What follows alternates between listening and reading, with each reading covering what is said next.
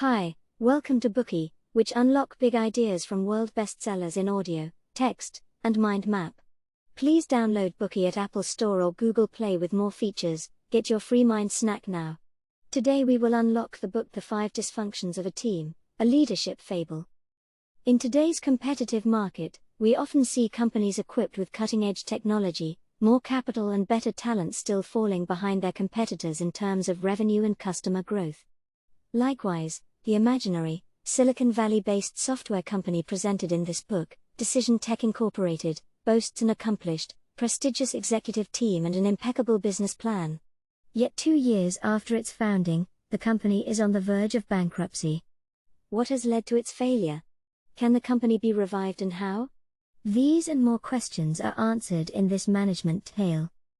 True to the literary tradition of the fable, the author uses the tribulations of fledgling CEO Kathryn Petersen, tasked with saving the company before it's too late, to explain the 5 dysfunctions that can make even the best teams ineffective, and how to overcome them. As such, the book can be of help to any company who find themselves reflected in the narrative. It shows that the process of building an outstanding team that can really make good use of the company resources, while not easy, is not too complicated either. All it takes is to direct everyone's energies towards the common goal, a result that can prove useful across any industry and market condition. Author Patrick Lencioni is a founder of the consultancy The Table Group. Since 1997, The Table Group has dedicated themselves to helping company leaders improve organizational performance and interdepartmental communication. A prolific speaker, Lencioni himself shares his thoughts on organizational management and leadership with over 10,000 people every year, and his deep insights into the difficulties of teamwork have led him to elaborate original solutions to common team dysfunctions. And now, let's begin to learn about the following 5 dysfunctions of teams and their solutions. Part 1, the first dysfunction: without trust, there can be no teamwork. Part 2, the second dysfunction: fear of conflict lowers efficiency and problem solving. Part 3, the third dysfunction: lack of commitment, where team decisions are impossible to define. Part 4, the fourth dysfunction: avoidance of accountability, and a lack of pressure among co-workers. Part 5, the fifth dysfunction: inattention to results, when team performance is not prioritized. Part 1, the first dysfunction: without trust, there can be no teamwork. The first main dysfunction in teamwork is an absence of trust. Lencioni defines trust as the confidence among team members that their peers' intentions are good, and that there is no reason to be defensive or cautious around the group. This is the kind of emotional environment that must be fostered, under the condition that team members are comfortable with accepting criticism from others, and admitting their own weaknesses. That said, letting people admit their own mistakes and weaknesses is somewhat against human nature, that tends to prevent people from exposing their vulnerable side to others. Human beings are naturally insecure, and worry that someone might exploit these weak spots to damage them. Only in very close and trusting relationships are we comfortable enough to admit our mistakes and weaknesses. Consequently, in most teams exists some degree of mistrust. Lencioni believes that an absence of trust is the most basic and most important obstacle affecting teamwork.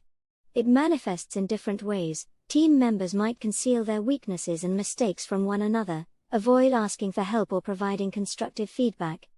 They may jump to conclusions about other people's intentions and attitudes without attempting to justify them, thereby holding grudges or being afraid of meetings, and finally find reasons to avoid spending time together.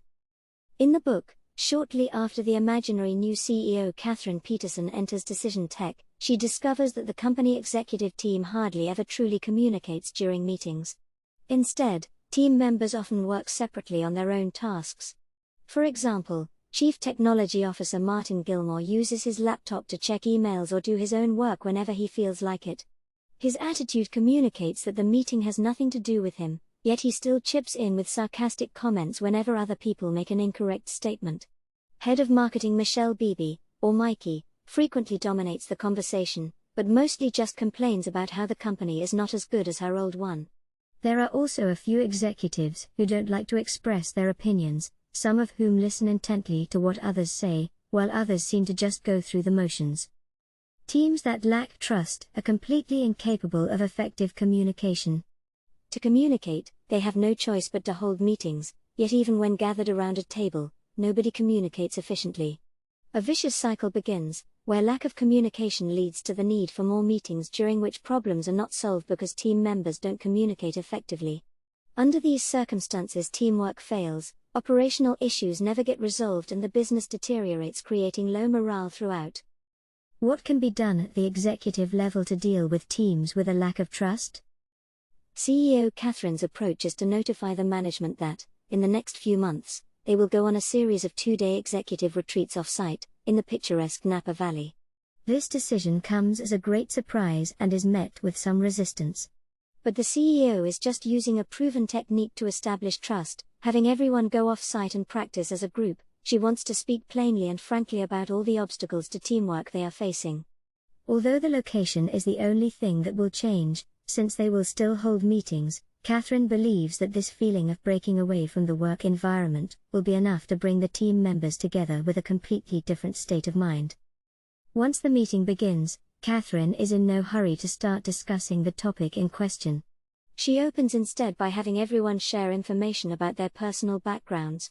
In the first 45 minutes, everyone shares their personal experiences, such as how many siblings or children they have, their childhood hobbies, their challenges growing up, and so on. By opening up and exposing themselves, team members can begin to build bridges, lower their defenses, and trust each other a little more. Even so, Kathryn knows that while talking about life can easily make people more relaxed, once they begin to discuss work, the team members will likely go back to their state of heightened vigilance. So, she uses another way to build trust through self-disclosure, that is, self-evaluations.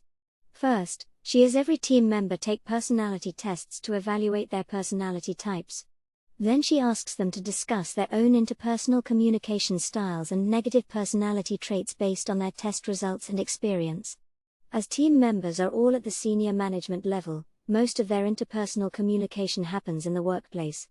Thus, during the discussion, team members inevitably mention incidents that have occurred in the work setting, allowing the conversation to move naturally to subjects related to work.